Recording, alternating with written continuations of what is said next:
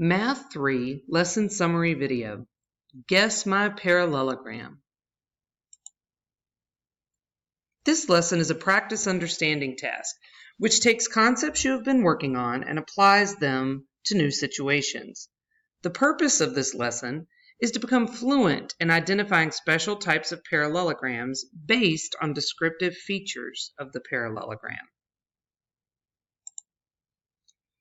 In the task, Tahani and Tia are playing a guessing game and are trying to figure out which parallelogram the other is describing. In class, you should be going through all of their claims and trying to find ways to prove properties of the different quadrilateral parallelograms. At the end of class, after everyone in your class has had a chance to try and prove their claims, conjectures, and arguments, hopefully, you will capture a lot of information about the different quadrilateral parallelograms and what their specific properties are. If you missed something or were absent, here are some of the things that you should have captured. In the previous lesson, we had already established what the properties of a parallelogram were.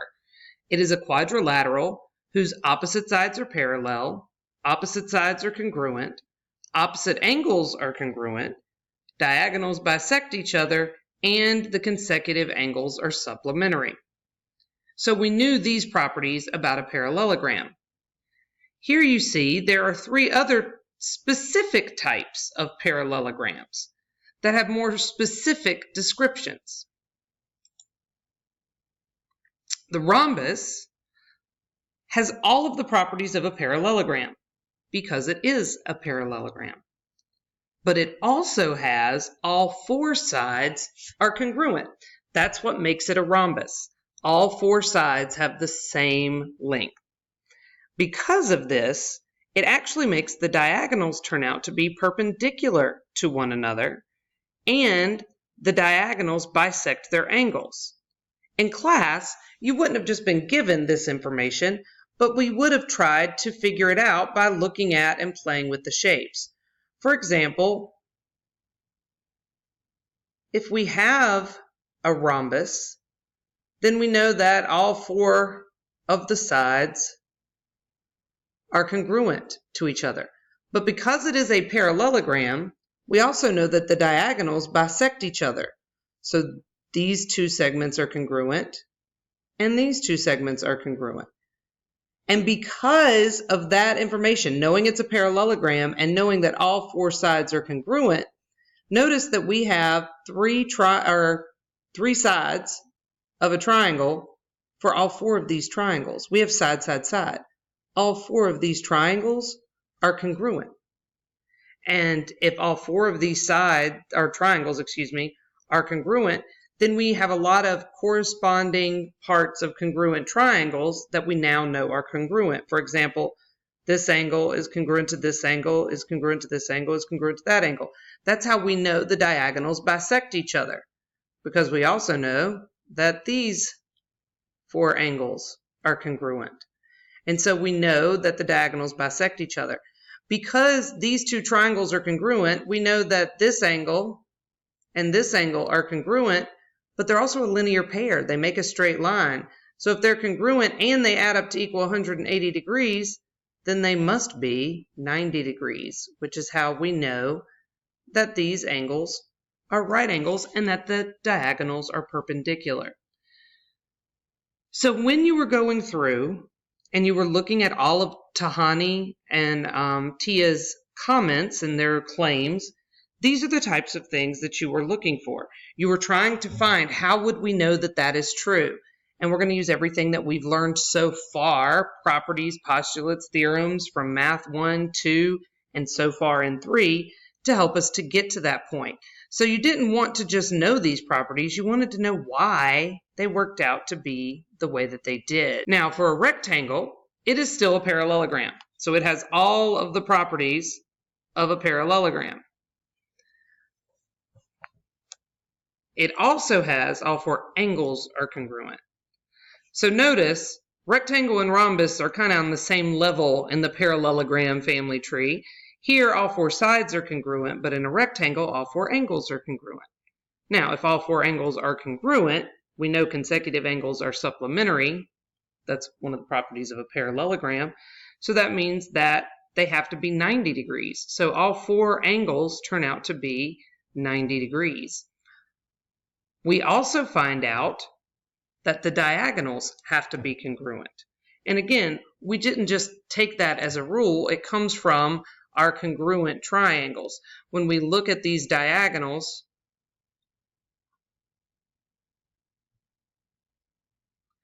we've already established that we know the angles are congruent and that they are 90 degrees.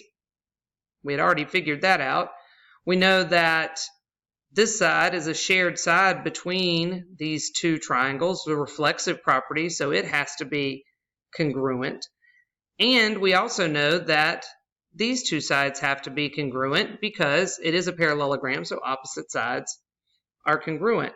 Now we have side angle side to prove that this triangle is congruent to that triangle, which means that this diagonal is congruent to that diagonal. And so now we have our properties of a rectangle. If we're looking at a square by definition is a parallelogram where all 4 sides are congruent and all 4 angles are congruent. So notice on our family tree, it is a rhombus and it is a rectangle, which means it has all the properties of a parallelogram, but it also has all of the properties of a rectangle and all of the properties of a rhombus. So when we look at a square, we have all kinds of equal things. We have 4 equal sides. We have 4 90-degree angles. But we also know that its diagonals are congruent and its diagonals are perpendicular because it is a rhombus and it is a rectangle. So it gets both. And we also know that it bisects these angles, so each of these little angles have to be 45 degrees. And we know that the diagonals still bisect each other, so we end up with all these little equal segments on the inside. And so you just end up with all of these equal pieces in a square. Now, you may or may not have had some time in class to also investigate a couple of the other quadrilateral shapes. In case you are not familiar, a kite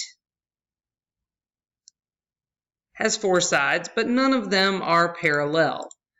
All right, our properties of a kite are that it has 2 adjacent pairs of sides that are congruent. So 2 sides that are directly next to one another are congruent, but they're not parallel, and opposite sides are not congruent. So that's something that sets it apart from the parallelogram family. Now, things that we know about a kite: opposite angles between the non-congruent sides are congruent. So that means this angle is congruent to this angle. Okay, the ones that are between the 2 non-congruent sides are congruent, but this one up here and this one down here are not. This one is obviously obtuse and this one is quite acute. They are not congruent to one another. So that is one of its properties. We also know that the diagonals bisect the non-congruent angles. So these 2 angles here that were not congruent to each other, we know that they have to bisect those angles. We also know that the diagonals are perpendicular.